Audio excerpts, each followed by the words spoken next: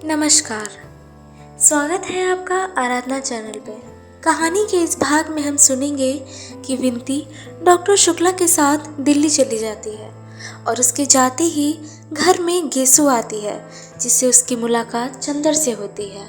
अब आगे। तुम जानते नहीं दीदी अब कैसी हो गई है। तुम देखोगे तो आंसू बस बस। चंदर ने अपने हाथों से विनती का मुंह बंद करते हुए कहा, सुधा की बात मत करो, तुम्हें कसम है। जिंदगी के जिस पहलू को हम भूल चुके हैं उसे कुरेदने से क्या फायदा। अच्छा, चंदर का हाथ हटाकर विनती बोली, लेकिन पम्मी को अपनी जिंदगी से हटा दो। ये नहीं हो सकता विनती, चंदर बोला, और जो कहो वो मैं कर दूंगा। हाँ, तुम्हारे प्रति आज तक जो दुर्व्यवहार हुआ है उसके लिए मैं तुमसे क्षमा मांगता हूँ। छी चंदर, मुझे शर्मिंदा मत करो। काफी रात हो गई थी। चंदर लेट गया। विनती ने उसे रजाई उड़ा दी और टेबल पर बिजली का स्टैंड रखते हुए बोली, अब चुपचाप सो जाओ। विनती चली गई। चंदर पड़ा पड़ा सोचने लगा। दुनिया गलत कहती है कि वासना पाप है। वासना से भी पवित्रता और क्षमाशीलता आती है। पम्मी से उसे जो कुछ मिला वो अगर पाप है तो आज चंदर ने जो विनती को दिया उसमें इतनी क्षमा, इतनी उदारता और इतनी शांति क्यों थी। उसके बाद विनती को बहुत दुलार और पवित्रता के साथ रखने लगा। कभी कभी जब वह घूमने जाता तो विनती को भी ले जाता था। न्यू ईयर डे के दिन पम्मी ने दोनों की दावत की। विनती चंदर के पीछे पम्मी का विरोध कर ले पर पम्मी के सामने बहुत शिष्टता और स्नेह से बर्ताव करती थी। डॉक्टर साहब की दिल्ली जाने की तैयारी हो गई। विनती ने कार्यक्रम में कुछ परिवर्तन कर लिया था और अब वह पहले डॉक्टर साहब के साथ शाहजहांपुर जाएगी और तब दिल्ली।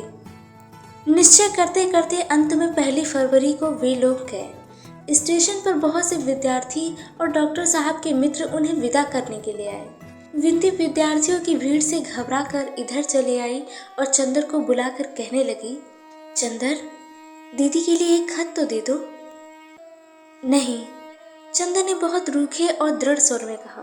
विनती कुछ क्षण तक एकटक चंदर की ओर देखती रही, फिर बोली, चंदर, मन की श्रद्धा चाहे अब भी वैसी हो, लेकिन तुम पर अब विश्वास नहीं रहा। चंदर ने कुछ जवाब नहीं दिया, सिर्फ हंस पड़ा। फिर बोली, चंदर, अगर कभी कोई ज़रूरत हो तो ज़रूर लिखना, मैं चली आऊँगी, समझे। और फिर चुपचाप जाकर बैठ गई। जब चंदर लौटा तो उसके साथ कई प्रोफेसर थे। घर पहुंचकर वह कार लेकर पम्मी के यहाँ चल दिया। पता नहीं क्यों विनती के जाने का चंदर को कुछ थोड़ा सा दुख था। गर्मी का मौसम आ गया था। चंदर सुबह कॉलेज जाता, दोपहर को सोता और शाम को वह नियमित रूप से पम्मी को लेकर घूमने जाता। डॉक्टर साहब कार छोड़ गए थे। कार पम्मी और चंदर को लेकर दूर दूर का चक्कर लगाया करती थी। इस बार उसने अपनी छुट्टियां दिल्ली में ही बिताने की सोची। पम्मी ने भी तय किया कि मसूरी से लौटते समय जुलाई में वह 1 हफ्ते आकर डॉक्टर शुक्ला की मेहमानी करेगी और दिल्ली के पूर्व परिचितों से भी मिल लेगी। ये नहीं कहा जा सकता कि चंदर के दिन अच्छी तरह नहीं बीत रहे थे। उसने अपना अतीत भुला दिया था और वर्तमान को वह पम्मी की नशीली निगाहों में डुबो चुका था। भविष्य की उसे कोई खास चिंता नहीं थी। उसे लगता था कि ये पम्मी की निगाहों के बादलों और स्पर्शों के फूलों की जादू भरी दुनिया अमर है, शाश्वत है। इस जादू ने हमेशा के लिए उसकी आत्मा को अभिभूत कर लिया है। ये होठ कभी अलग न होंगे। ये बहुपाश इसी तरह उसे घेरे रहेगा और पम्मी की गर्म तरुण सांसें सदा इसी प्रकार उसके कपोलों को सिहराती रहेगी। आदमी का विश्वास हमेशा सीमाएं और अंत भूल जाने का आदी होता है। चंदर भी सब कुछ भूल चुका था। अप्रैल की एक शाम, दिन भर लू चलकर अब थक गई थी, लेकिन दिन भर की लू की वजह से आसमान में इतनी धूल भर गई थी कि धूप भी हल्की पड़ गई थी। माली बाहर छिड़काव कर रहा था। चंदर सोकर उठा था और सुस्ती मिटा रहा था। थोड़ी देर बाद वह उठा, दिशाओं की ओर निरुद्देश देखने लगा। बड़ी उदास सी शाम थी। सड़क भी बिल्कुल सूनी थी। सिर्फ 2 एक साइकिल सवार लू से बचने के लिए कानों पर तौलिया लपेटे हुए चले जा रहे थे। एक बर्फ का ठेला भी जा रहा था। जाओ बर्फ ले आओ, चंदर ने माली को पैसे देते हुए कहा। माली ने ठेले वाले को बुलाया। ठेला आकर फाटक पर रुक गया। माली बर्फ तोड़वा ही रहा था कि एक रिक्शा जिस पर पर्दा बंधा था वह भी फाटक के पास मुड़ा और ठेले के पास आकर रुक गया। ठेले वाले ने ठेला पीछे किया। रिक्शा अंदर आया। रिक्शा में कोई पर्दानशी औरत बैठी थी, लेकिन रिक्शा के साथ कोई भी नहीं था। चंदर को ताज्जुब हुआ, कौन पर्दानशी यहाँ आ सकती है। रिक्शा से एक लड़की उतरी जिसे चंदर नहीं जानता था, लेकिन बाहर का पर्दा जितना गंदा और पुराना था, लड़की की पोशाक उतनी ही साफ और चुस्त। वह सफ़ेद रेशम की सलवार, सफ़ेद रेशम का चुस्त कुर्ता और उस पर बहुत हल्के शरबती फालसे रंग की चुन्नी ओढ़े हुई थी। वह उतरी और रिक्शा वाले से बोली, अब घंटे भर में आकर मुझे ले जाना। रिक्शा वाला सिर हिलाकर चल दिया। वह सीधे अंदर चल दी। चंदर को बड़ा अचरज हुआ, ये कौन हो सकती है जो इतनी बेतकल्लुफी से अंदर चल दी। उसने सोचा शायद शरणार्थियों के लिए चंदा मांगने वाली कोई लड़की हो, मगर अंदर तो कोई है ही नहीं। उसने चाहा कि रोक दे, फिर उसने नहीं रोका। सोचा खुद ही अंदर खाली देखकर लौट आएगी।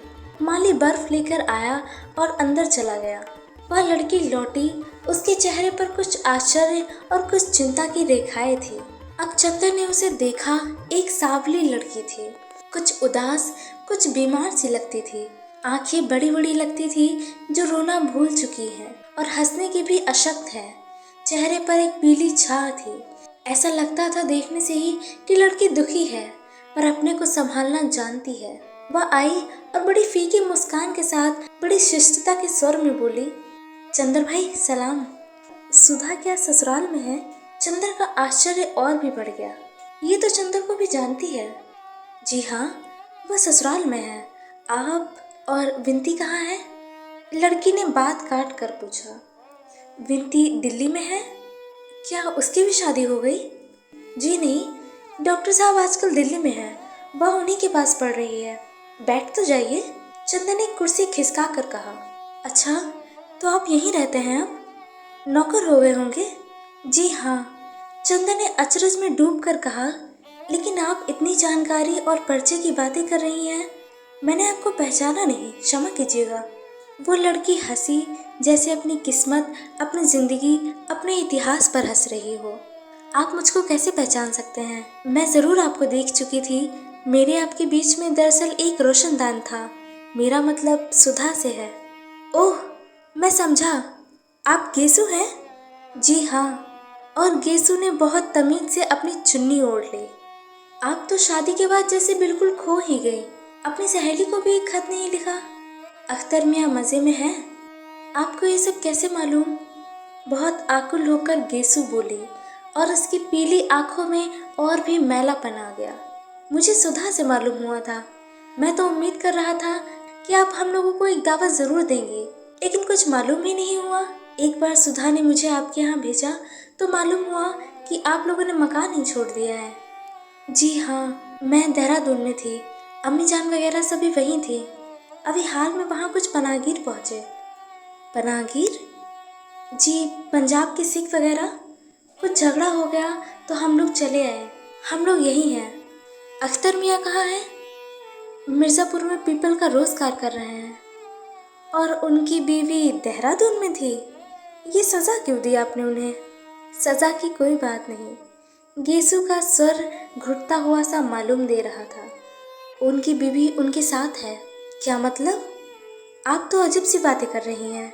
अगर मैं भूल नहीं करता तो आपकी शादी। जी हाँ, बड़ी ही उदास हंसी हंसकर गेसु बोली। आपसे चंदर भाई मैं क्या छिपाऊंगी? जैसे सुधा वैसे आप। मेरी शादी उनसे नहीं हुई। अरे, गुस्ताखी माफ़ कीजिएगा। सुधा तो मुझसे कह रही थी कि अख्तर मुझसे बहुत प्यार करते हैं। गेसु बात काट कर बोली और बड़ी गंभीर हो गई और अपनी चुन्नी के छोर में टंगे हुए सितारे को तोड़ती हुई बोली, मैं सचमुच नहीं समझ पाई कि उनके मन में क्या था। उनके घर वालों ने मेरे बजाय फूल को ज़्यादा पसंद किया। उन्होंने फूल से ही शादी कर ली। अब अच्छी तरह निभ रही है दोनों की। फूल तो इतने अरसे में एक बार भी हम लोगों से मिलने नहीं आई। अच्छा, चंदर चुप होकर सोचने लगा, कितनी प्रवंचना हुई इस लड़की की जिंदगी में। और कितने दबे हुए शब्दों में कहकर चुप हो गई।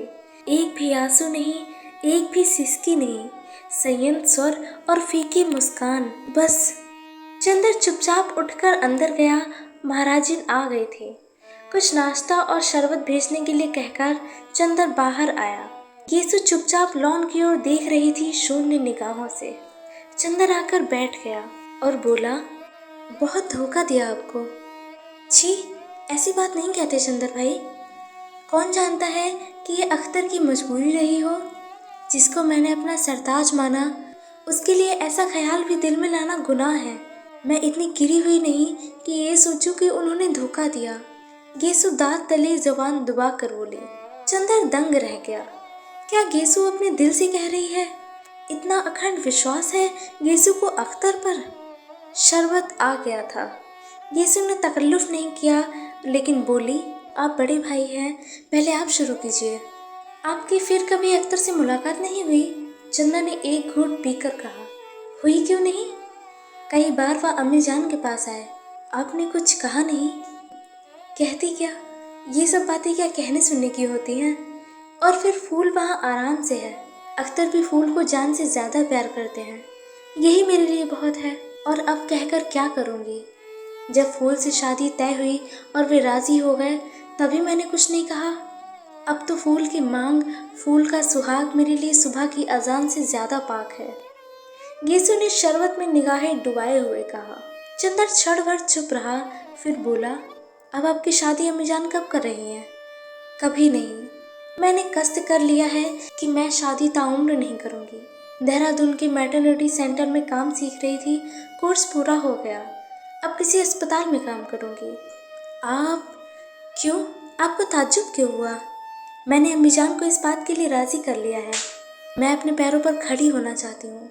चंदर ने शरबत से बर्फ निकाल कर फेंकते हुए कहा, मैं आपकी जगह होता तो दूसरी शादी करता और अख्तर से भरसक बदला लेता। बदला? गेसु मुस्कुरा कर बोली, छी चंदर भाई, बदला, गुरेज, नफरत, इससे आदमी ना कभी सुधरा है ना सुधरेगा। बदला और नफरत तो अपने मन की कमजोरी को जाहिर करते हैं। और फिर बदला मैं लूँ किससे? उससे, दिल की तन्हाइयों में जिसके सजदे पड़ती हूँ। ये कैसे हो सकता है? गेसु के माथे पर विश्वास का तेज तमक उठा। उसकी बीमार आंखों में धूप लहलहा उठी और उसका कंचन लता सा तन जगमगाने लगा। कुछ ऐसी दृढ़ता थी उसकी आवाज़ में, ऐसी गहराई थी इसकी ध्वनि में कि चंदर देखता ही रह गया। वह जानता था कि गेसु के दिल में अख्तर के लिए कितना प्रेम था।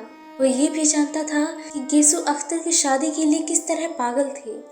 बस सारा सपना ताश के महल की तरह गिर गया और परिस्थितियों ने नहीं, खुद अख्तर ने धोखा दिया। लेकिन गेसु है कि माथे पर शिकन नहीं, भौं में बल नहीं, होठों पर शिकायत नहीं। नारी के जीवन में एक कैसा अमिट विश्वास था, यानी जिसे गेसु ने अपने प्रेम का स्वर्ण मंदिर समझा था, वह ज्वालामुखी बनकर फूट गया और उसने दर्द की पिघली आग की धारा में गेसु को डुबो देने की कोशिश की। लेकिन गेसु है कि अटल चट्टान की तरह खड़ी है। चंदर के मन में कहीं कोई टीस उठी। उसके दिल की धड़कनों ने कहीं पर उससे पूछा, और चंदर, तुमने क्या किया? तुम पुरुष थे, तुम्हारे सबल कंधे किसी के प्यार का बोझ क्यों नहीं ढा पाए चंदर? लेकिन चंदर अपनी अंतःकरण की आवाज़ को अनसुनी करते हुए पूछा, तो आपके मन में जरा भी दर्द नहीं है अख्तर को ना पाने का? दर्द? केसु की आवाज़ डूबने लगी। निगाहों की जर्द पाखुड़ियों पर हल्की पानी की तरह दौड़ उठे। दर्द?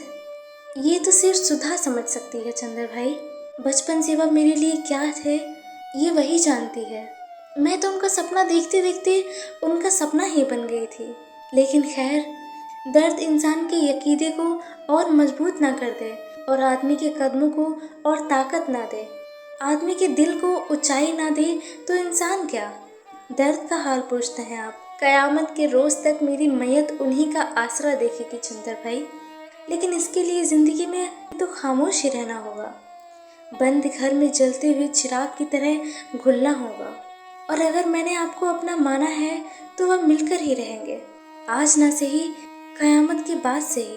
मोहब्बत की दुनिया में जैसे एक दिन उनके बिना कट जाता है, वैसे एक जिंदगी उनके बिना कट जाएगी, लेकिन उसके बाद वो मेरे होकर रहेंगे। चंदर का दिल कांप उठा। गेसु की आवाज में तारे बरस रहे थे। और आपसे क्या कहूँ चंदर भाई, क्या आपकी बात मुझसे छिपी है? मैं जानती हूँ, सब कुछ जानती हूँ। सच पूछिए तो जब मैंने देखा कि आप कितनी खामोशी से अपनी दुनिया में आग लगते हुए देख रहे हैं और फिर भी हंस रहे हैं, तो मैंने आपसे सबक लिया। हमें नहीं मालूम था कि हम और आप दोनों भाई बहनों की किस्मत एक सी है। चंदर के मन में जाने कितने घाव कसक उठे। उसके मन का जाने कितना दर्द उमड़ने सा लगा। गेसु उसे क्या समझ रही है मन में, और वह कहाँ पहुँच चुका है। जिसने चंदर की जिंदगी से अपने मन का दीप जलाया, वह आज देवता के चरण तक पहुँच गया। लेकिन चंदर के मन की दीप शिखा उसने अपने प्यार की चिता जला डाली। चंदर के मुख पर ग्लानि की कालिमा छा गई। गेसु चुपचाप बैठी थी। सहसा बोली, चंदर भाई, आपको याद है पिछले साल इन्हीं दिनों मैं सुधा से मिलने आई थी और हसरत आपको मेरा सलाम कहने आया था? याद है? चंदर ने बहुत भारी स्वर में कहा। इस एक साल में दुनिया कितनी बदल गई। गेसु ने एक गहरी सांस लेकर कहा, एक बार ये दिन चले जाते हैं, फिर बेदर्द कभी नहीं लौटते। कभी कभी सोचती हूँ कि सुधा होती तो फिर कॉलेज जाते, क्लास में शोर मचाते, भागकर घास में लेटते, बादलों को देखते, शेर कहते और वह चंदर की और हम अख्तर की बातें करते। गेसु का गला भर आया और एक आंसू चू पड़ा।